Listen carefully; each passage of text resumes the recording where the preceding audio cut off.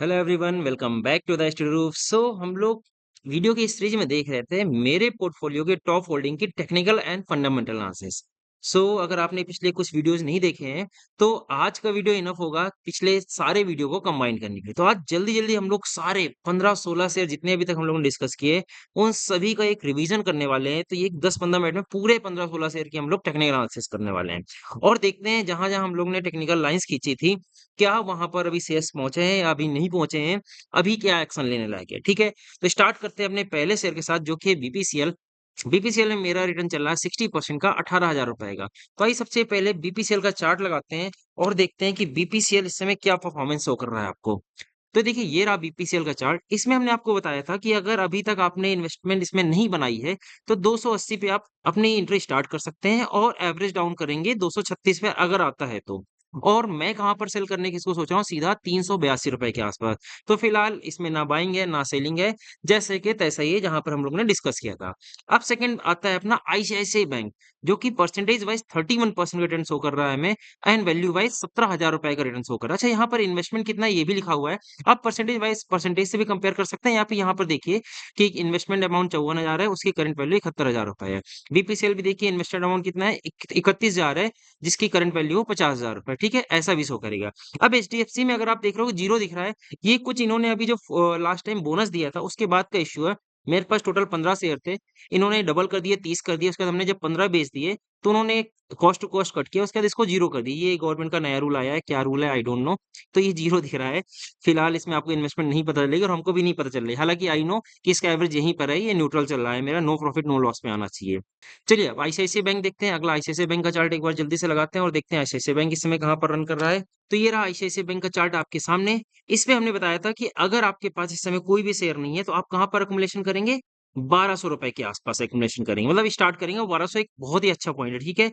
और ये हो रहा है मेरा थोड़ा सा रेजिस्टेंस जो ऑल टाइम हाई के पास है 1482 के आसपास। तो यहाँ पर हम देखेंगे अगर हमको थोड़ा बहुत बेचना हुआ तो I will trim some quantities here, not much, okay. क्योंकि आईसीआईसीआई बैंक मेरे लिए लंबी रेस का घोड़ा है, इसको हम काफी लंबे तक होल्ड करने वाले हैं, ये मेरा पॉइंट ऑफ व्यू है।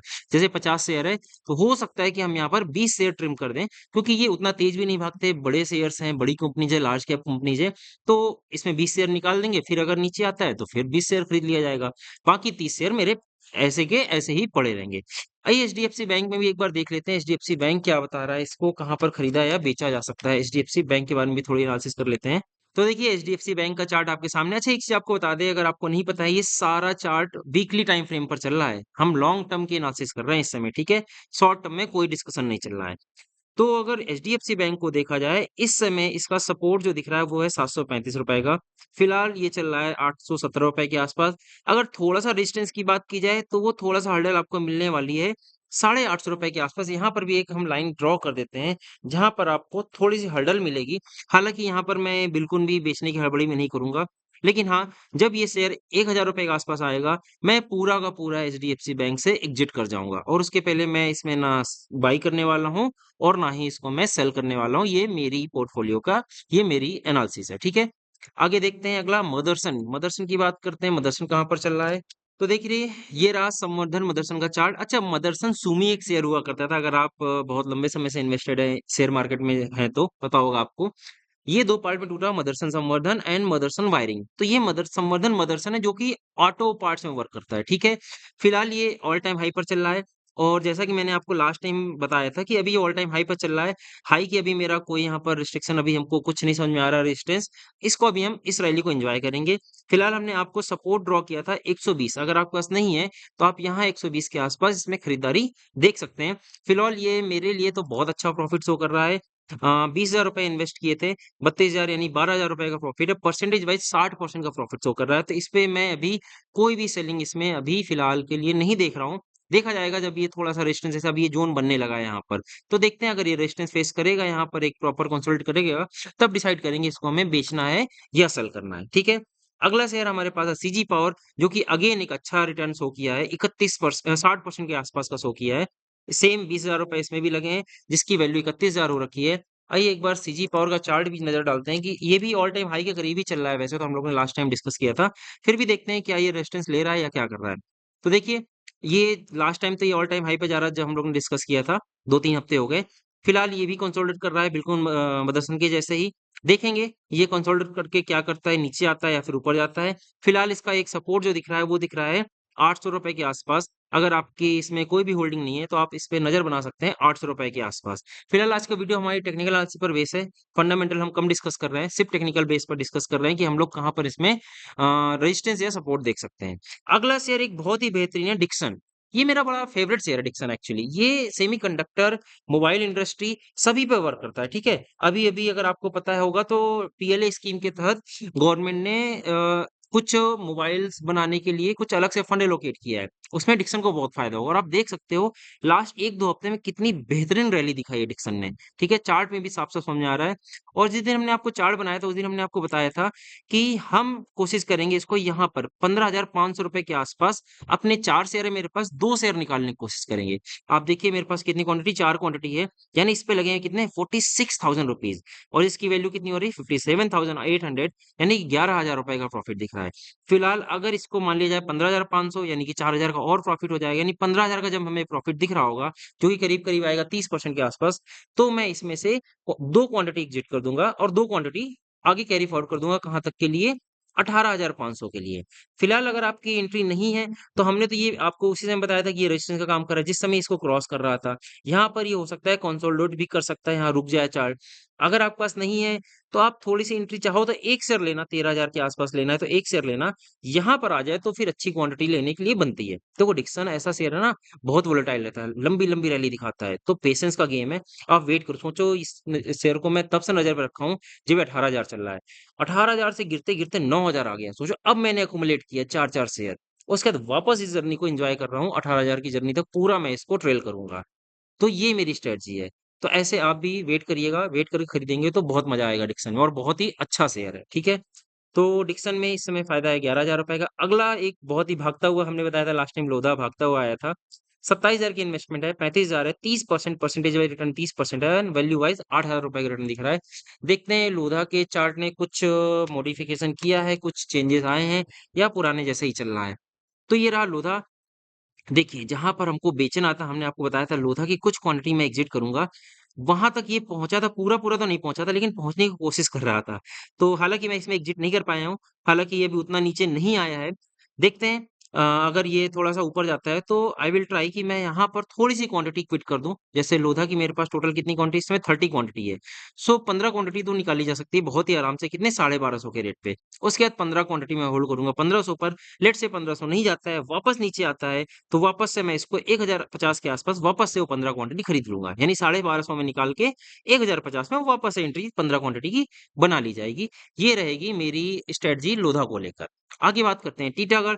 टीटागढ़ में मैंने प्रॉफिट बुकिंग की थी। अगर आपको जहाँ पर हमने आपको चार्ट दिखाया था, हमने कुछ प्रॉफिट बुकिंग की थी। पहले मेरे पास इसके शेयर थे आई थिंक 50 या 70 शेयर थे। चलिए एक बार देखते हैं कितने शेयर थे। एक बार चार्ट देखते हैं उसमें समझ में आ जाएगा। जैसे टीटागढ़ का चार्ट खुलेगा, तो सारा कुछ याद आ जाएगा कि क्या चल रहा था टीटागढ़ में। देखिए, ये रहा टीटागढ़ का चार्ट। इसमें जैसा कि हम लोग जब एनालिसिस कर रहे हैं, तो हमने बताया था कि अगर ये 950 के आसपास आएगा, तो I will trim few quantities और वही मैंने किया था। 950 के आसपास मैंने कुछ क्वांटिटी टीटागढ़ की बेच दी थी। फिलहाल ये 863 के आसपास चल रहा है। 35 शेयर मेरे पास है, 23,000 की इन्वेस्टमेंट है और 30,000 का प्रॉफिट शो कर रहा है। तो 850 में मैंने कुछ क्वांटिटी बेच दी थी। फिलहाल अभी मेरा खरीदने का कोई विचार नहीं, हालाँकि नीचे आ रहा है, यहाँ पर खरीदारी बन सकती है। 950 में मैंने बेचा है और ये कहाँ पर आ चुका है, अभी 850 चल रहा है। अगर ये 780 के आसपास आता है, तो एक खरीदारी इसमें देखी जा सकती है वैसे अगर एक नज़र से देखा जाए कि 950 का बेच के वापस से हमने 800 में खरीद लिया। बन सकती है, एक अच्छा स्ट्रैटेजी ये प्ले हो सकता है यहाँ पर। आप भी इसमें नज़र बनाइएगा, अगर आपके पास एक भी क्वांटिटी नहीं है, तो यहाँ पर आप इसको एक्युमुलेट करना स्टार्ट कर सकते हैं। थोड़ा ध्यान दीजिएगा, अच्छा शेयर है, रेलवे स्टॉक, ठीक है? अगला देखते हैं Coforge, one of my favourite stock. इसमें इन्वेस्टमेंट है मेरी ₹40,000 की, जो कि 45,000 इस समय शो कर रहा है, ₹5,000 का बेनिफिट है, 13% का रिटर्न है परसेंटेज वाइज़। एक बार चार्ट भी देख लेते हैं, कोफोर्ज का चार्ट क्या बोल रहा है। ये देखिए, कोफोर्ज का चार्ट आपके सामने है। कोफोर्ज में हमने आपके सामने लाइन ड्रॉ की थी कि 1550 के पास थोड़ा रेजिस्टेंस फेस करेगा और वही हो रहा है। कोफोर्ज इस समय अपने रेजिस्टेंस ज़ोन्स के आसपास खड़ा हुआ है। अगर ये ब्रेकआउट दे दिया, तब तो आपको इसमें दिखेगा सीधा 1900 की रैली दिखेगी और अगर इस समय नीचे आता है, जो कि आ भी सकता है, आप देख रहे हैं वापस से युद्ध वगैरह छिड़ गया है, तो आपको वापस से ये 1333 या फिर 1150 भी आता हुआ दिख सकता है। तैयार रहिएगा, कोफोर्ज इतना मूवमेंट दिखा देता है, ठीक है? और ऊपर गया तो ये अच्छे से जाएगा। अब इसमें अगर देखा जाए मेरे पास कितने शेयर है, मेरे पास 30 शेयर है, इन्वेस्टमेंट है टोटल 40,000 रुपए का, ठीक है? प्रॉफिट हो रहा है हमें 5,000 का, तो अगर बेचना हुआ तो ज़्यादा से ज़्यादा मैं इसमें 10 शेयर बेचूँगा, उससे ज़्यादा तो नहीं बेचूँगा। और वैसे तो मैं होल्ड करने का सोच रहा हूँ, इसको लंबी रैली एन्जॉय करने का सोच रहा हूँ, क्योंकि Coforge is my one of favourite stock, जो कि आईटी सेक्टर का है, बट ये एआई में वर्क कर रहा है। इस वजह से ये थोड़ा मेरा फेवरेट स्टॉक है, ठीक है? तो ये मेरा स्ट्रेटजी है कोफोर्स को लेकर। चलिए अगला शेयर देखते हैं, जो कि है इंडिगो। इंडिगो में भी अगेन मैं लंबा प्ले करने वाला हूँ, उस दिन ही बताया था। आइए आपको चार्ट दिखा देता हूँ, पहले एक बार देख लीजिए कितना यहाँ पर चल रहा है। 15,000 रुपए टोटल लगे हैं इंडिगो के, 4 शेयर मेरे पास है 4,000 के एवरेज से, और जो कि 20,000 बना है, नहीं 32% का रिटर्न दे रहा है। रिटर्न ठीक-ठाक है, एक डिसेंट रिटर्न है, 32% इज़ अ गुड रिटर्न, ठीक है? तो इंडिगो में सेल करेंगे, बट थोड़ा-सा अभी हम वेट कर रहे हैं, क्योंकि इंडिगो अगर थोड़ी-सी न्यूज़ अच्छी आ गई वॉर को लेकर, तो इंडिगो एक अच्छा मूवमेंट दिखा सकता है आपको। देखिए, जैसा कि हमने यहाँ पर आपको सामने बनाया था कि अगर इंडिगो यहाँ तक गया 5500 के आसपास, तो मैं थोड़ा-सा बेचूँगा। मैंने आपको बोला था ना, बिल्कुल थोड़ा-सा 1 या 2 शेयर बेचूँगा, मैंने आपको बताया था। वहाँ तक तो हालाँकि पहुँचा ही नहीं है, ये मैंने आपको बिल्कुल लाइन खींच दी थी, लेकिन मेरा असली टारगेट है 6,000 के आसपास का। अगर यहाँ पहुँच गया, मैं पूरे के पूरे 4 शेयर हटा दूँगा विदाउट एनी डाउट।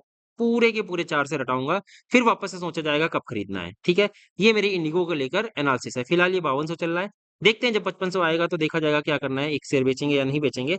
बेचना हुआ तो बेच देंगे 1 शेयर, अदरवाइज़ मैं पूरी इस वैल्यू को एन्जॉय करने वाला हूँ 6,000 तक। अगर न्यूज़ अच्छी आ गई ना, ये 6,000 ब्रेकआउट होते-होते ये 7-8,000 पहुँचेगा, चिंता मत करिए, ये मेरी आज की वर्डिंग है, नोट रखिएगा। हालाँकि मैं 6,000 में बेच दूँगा, लेकिन उड़ता-उड़ता देखिएगा 8,000 तक जाएगा। चलिए, तो आज के वीडियो में इतना ही रखते हैं, एक छोटा-सा वीडियो बनाते हैं, ज़्यादा बड़े-बड़े वीडियो नहीं बनाते हैं। तो आज हम लोगों ने डिस्कस किया BPCL, ICICI bank, HDFC bank, Motherson, CG power, Dixon, Lodha, Titagarh and Coforge and IndiGo. इतने सारे शेयर्स हम लोगों ने आज टेक्निकल चार्ट देख लिए। आप किस रेट में फँसे हुए हैं? अगर ये शेयर आपके अकाउंट में है, आपके पोर्टफोलियो में, तो आप किस रेट में फँसे हुए हैं? क्या आपका एवरेज काफ़ी हाई है या लो है? कमेंट बॉक्स में बताइएगा। अगर आप किसी दूसरे शेयर में फँस गए हैं और उसकी एनालिसिस फंडामेंटल और टेक्निकल एनालिसिस चाहते हैं, तो भी कमेंट में बताइएगा। मैं उसकी इन डिटेल एनालिसिस बना दूँगा। ठीक है? तो मिलते हैं नेक्स्ट वीडियो में। जब तक हँसते रहें, मुस्कुराते रहें, कीप लर्निंग, कीप ग्रोइंग।